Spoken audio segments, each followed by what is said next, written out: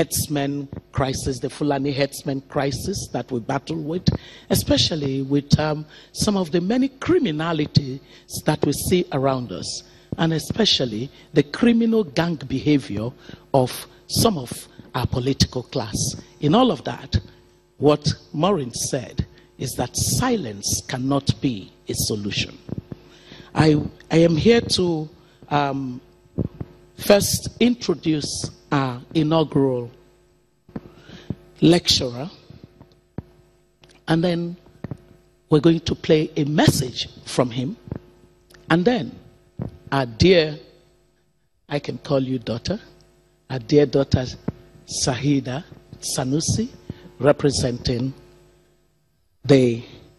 His Highness Muhammad Sanusi II, Commander of the Order of the Niger, Sarakin Kano, would speak through her.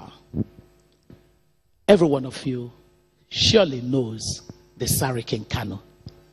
There is absolutely no need to waste time in telling you that we once had a central bank governor who would not keep quiet like others.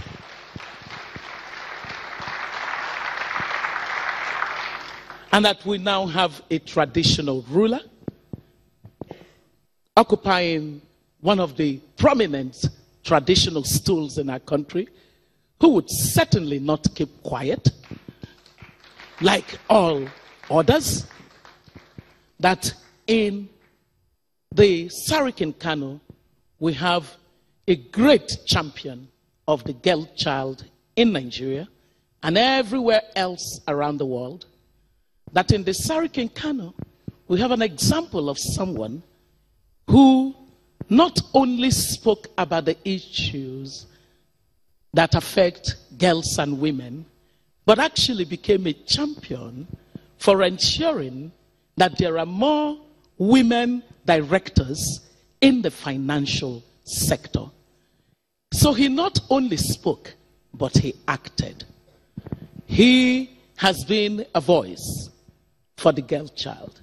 But even more important, he has been a voice for human capital as against exhaustible natural resources that has been a basis for the poor and very dismal outcomes that we have had in governance in our country.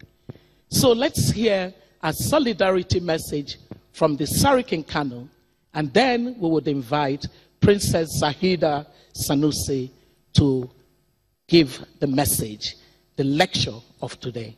Shall we go?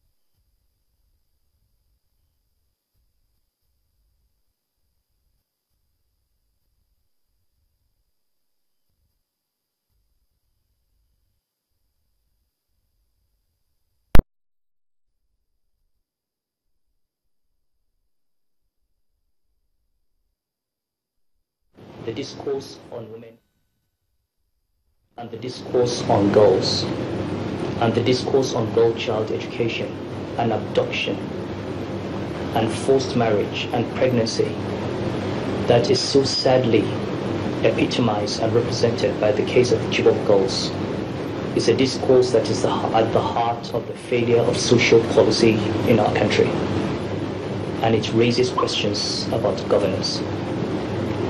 For this reason, it is important for every member of the elite, from politicians and government officials, to emirs and religious leaders, to intellectuals and NGOs, to make sure that these issues are on the table. 3 years after the kidnapping of Chibok girls, I would like to congratulate you for remaining firm, for making sure that we do not forget these girls.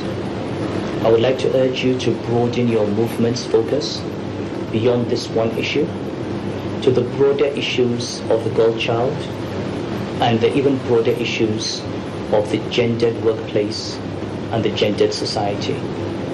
Questions around girl-child education, the discourse on women and gender, and the discourse on girls, and the discourse on girl-child education and abduction and forced marriage and pregnancy that is so sadly epitomized and represented by the case of the Chibok girls is a discourse that is at the heart of policy in our country, and it raises questions about governance.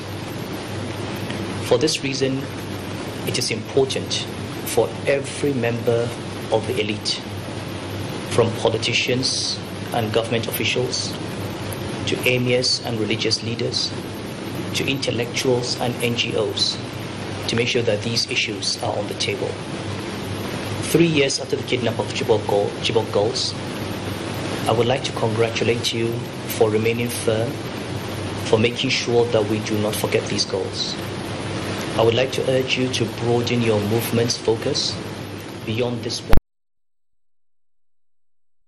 of the girl child and the even broader issues of the gendered workplace and the gendered society. Questions around girl-child education, consent in marriage, domestic violence, arbitrary divorce, maintenance, custody, equal opportunities at work, promotions, and access to political office are all central to the question of the woman in Nigerian society. BBOG can be the foundation for a broad-based movement that aims at redressing all the vestiges of gender inequality in our country. Although I will not be there in person, I decided to send not my son, but my daughter, Shahida, to represent me. Let me tell you something, young lady who's going to read my speech. Shahida is a graduate of the African Leadership Academy in South Africa and a graduate from New York University as a biology major. But long before she went to ALA, when she was in Form 3, I remember an incident that probably is relevant for today. Her mother came to me and said, "You need to talk to your daughter." And I asked her why. She said, "Your daughter slapped a boy in school." It was a bit strange. So I called Shahida and said, "Shahida, I hear you slapped a boy in school. Why did you do it?"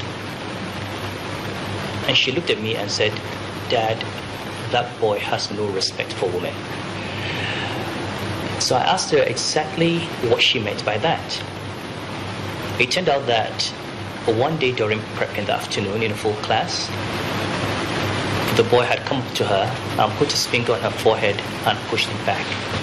And he was in the habit of doing it to all the girls in the class. She had said nothing apparently and waited until the next day. And she walked into prep class late. The whole class was full, walked up to him and slapped him and said that was for yesterday.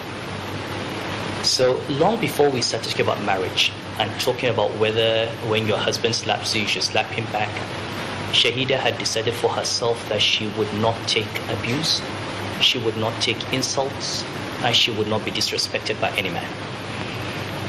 As you will see when she presents this paper, and maybe if she has the time to speak her own mind, those who are opposed to my views and those who think I'm a problem have a much bigger problem to deal with in the next generation of Senusis.